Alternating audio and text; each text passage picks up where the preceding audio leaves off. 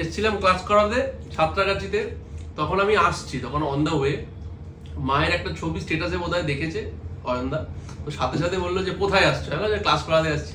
1 2 3 2 2 4 আমার ভারতবর্ষ স্বদেশ আমার স্বপ্ন, তোমাকে আমরা নবিয়া চলো, ধন্য হয়েছি ধন্য গো।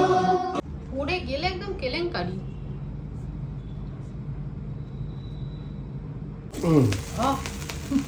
Happy birthday to you, happy birthday to you, happy birthday dear Bodhi, happy birthday to you. Thank you, thank you.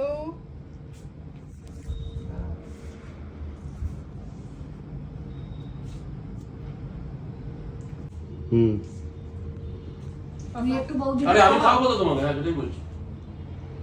এর মধ্যে ফোনটা ভেঙে যাবে।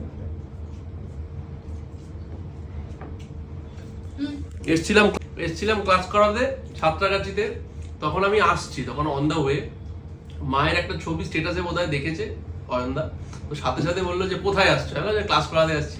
তখনই জানতে পারলাম আজকে বৌদির জন্মদিন। ঠিক আছে, একেবারেই বাড়ির পাশে, এখান থেকে 15 মিনিট লাগলো, 15-20 মিনিট লাগলো, তো সেই জন্য ঘুরে গেলাম। দেখা তো হয় না, সারপ্রাইজ দেওয়া হয়ে গেল আর কি। তবু মন খারাপের মধ্যে একটু না না, খুব ভালো, খুব ভালো। দেখো মিষ্টিগুলো দেখো, এই মিষ্টিটা আমি চন্দননগর এই যে চন্দননগর, এটাও চন্দননগর। আর আগে যেটা খেয়েছিলাম ওইটা এইটা আমি জানি এটা খেতে ভালোবাসে বলে ওই জন্য এলে এই মিষ্টিটা আনবেই। আর ভালোই আছে দেখেছো, এরকম জায়গায় জায়গায় বন্ধু, লাগছে বন্ধু রাত্রি জায়গায় বন্ধু করে রেখেছো। কেমন লাগছে বন্ধু? এই একজন বন্ধু, রানা একজন বন্ধু। বেশি বন্ধুর দরকার নেই বলো, একটা দুটোই থাকবে, সলিড থাকবে। একদম এই আমাকে কোন মিষ্টি দুটো এই কালোকে এই কেকটা তুলে দাও। এসেছিলাম ক্লাস করাতে, এই যেন মনে হয়েছিল তোমরা আসবে, জানো তো, বিশ্বাস করো। তাই মানে এই ফিশ ফ্রাইটা আমি সেই যে হ্যাঁ কাঁচা রেখে দিয়েছিলাম, কাঁচা ফিশ ফ্রাই ফ্রিজে রেখেছিলাম। যেদিনকে যখন আসার হয়, আমি যখন আজ ক্লাস করাতে বেরোচ্ছি তখনও কিন্তু মানে জানি না সারপ্রাইজ পাবো আমি ভাবতে পারিনি। সিরিয়াসলি কালকেও সারপ্রাইজ দিয়েছে দোলন বলে, ওই একজন ভাইজি হয়, ঠিক আছে, ওই অ্যাপেলোতে চাকরি করে, তুমি দেখেছো তো অনুষ্ঠানে। আচ্ছা না না, ওয়াইনটা এত ঠান্ডা খাওয়া ও হঠাৎ করে রাত্রিবেলায় কেক নিয়ে হাজির।